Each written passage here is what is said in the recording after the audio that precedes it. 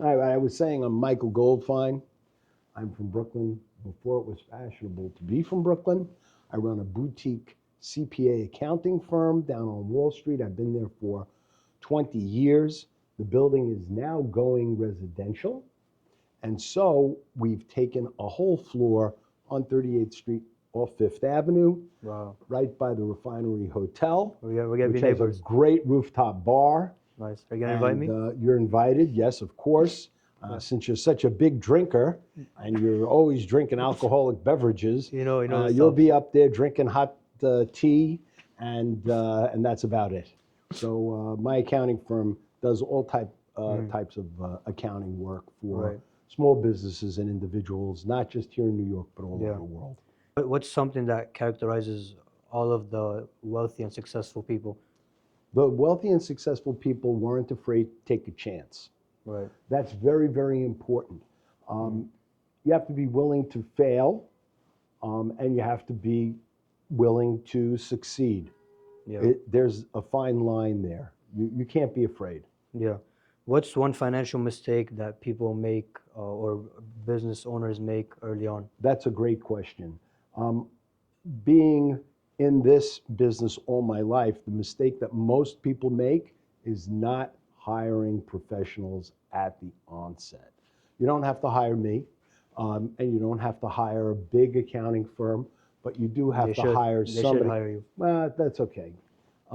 They do need to hire somebody at the very onset that's going to set up their business and understand their business so that as their business grows, the structure can grow with them and their Right. business.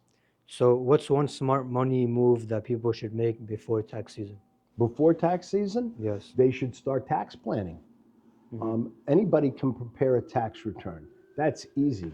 You just put numbers on paper or into a computer software program, Yeah. and that's simple. The hard part is back in October, September, during the year to be planning for what if this happens, what if that happens, and to watch the accounting and the financial numbers of a business so that you're planning for your tax and you're doing the most optimal thing. Do you think how someone dresses affects the way how people view them? Absolutely. And one thing I tell my students, because as you know, I was a professor at Brooklyn College at CUNY for about 15 years. Actually longer than 15 years. I only stopped a number of years ago when my business became too demanding.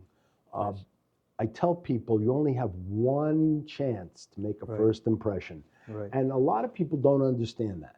So I tell my students, look, you're going for an interview, get a haircut, put on a jacket, Yeah. shave. Yeah. It's not so terrible. You could do it once in a while. Look nice and think before you answer any questions.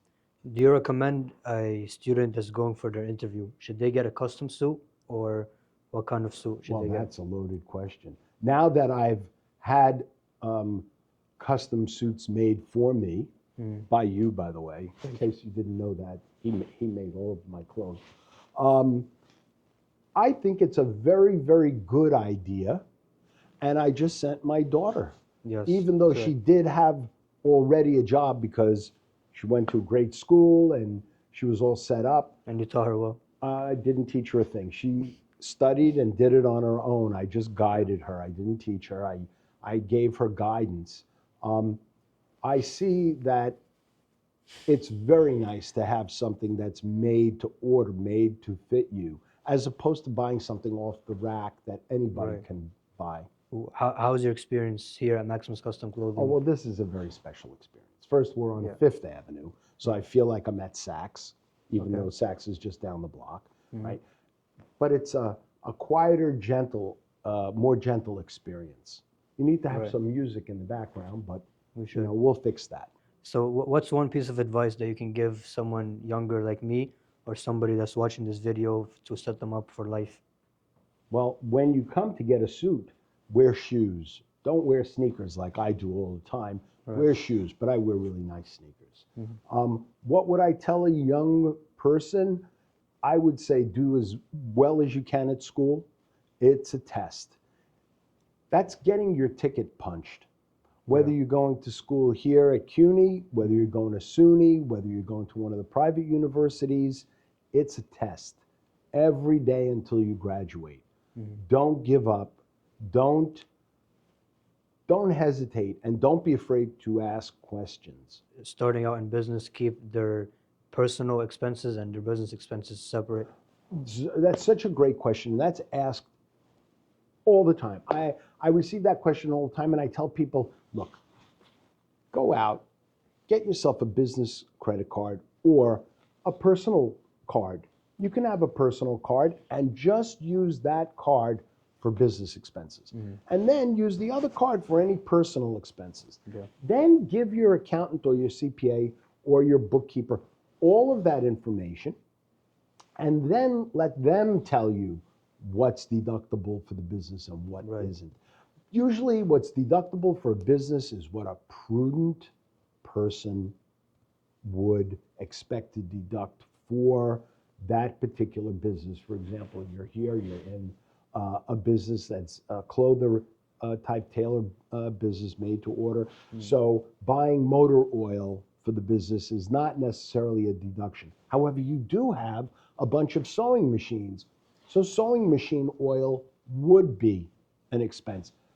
The regular castor oil, for the car might not. But you may tell me, but we deliver the clothing once we make it to our customers, in which case I'd say, okay, do you do your own vehicle repairs? And you'd say, yes. I'd say, so then the oil would be deductible. Right. There's a nuance for everything. You can Right. twist anything. What else? What mysteries are you facing? You're in business. What's the most difficult thing that you're facing now? Purchase of material, purchases? You're seeing a lot of price fluctuation. What are you seeing? Well, right now with like the tariffs and everything is new. Like once we opened this location here, we got hit with the congestion pricing. So like once we opened, a lot of people, there was already a hurdle getting into New York City with all the parking and all the traffic. Now you have congestion pricing, so that makes the client think of like, so now I'm gonna go into the city. I have to pay for parking. I have to pay congestion. I have to go find parking. So what we're doing is now we're keeping our Fifth Avenue showroom as like headquarters, but we're also expanding to Long Island. We just opened a new location over there. Then we're opening a new location for Austin Street, Forest Hills, that's in Queens.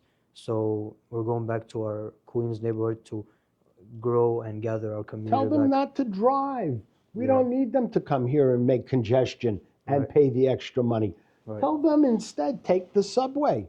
Tell them we're 3 blocks from Grand the Central. 4, 5, 6. Yeah. Um, Penn Station, Grand Central. so Every- easy. This is a great location. And you can honestly. walk. This is New York. It's cold this week. Okay. All right. We're not in Florida. But most wish we were in people Florida. walk. It's healthy to walk. I walk. Everybody should walk. Walking is good. Yeah. Yeah. Well, that's it. Thank you so much for being You're part of this, welcome. and thank you for your time. Anytime.